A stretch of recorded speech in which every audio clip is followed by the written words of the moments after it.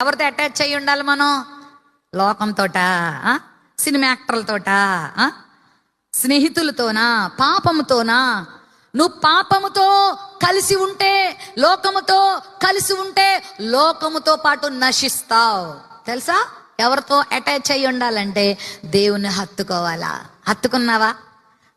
అంటనట్టు ఉన్నానక్క, ఆదివారం అలా అంటుకుంటాను, మళ్ళీ సోమవారం నుండి శనివారం వరకు ఆయన ఎక్కడో నేనెక్కడో.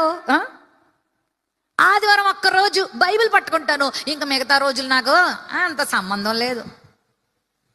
జారిపోతావు జాగ్రత్త, పడిపోతావు జాగ్రత్త. హత్తుకో.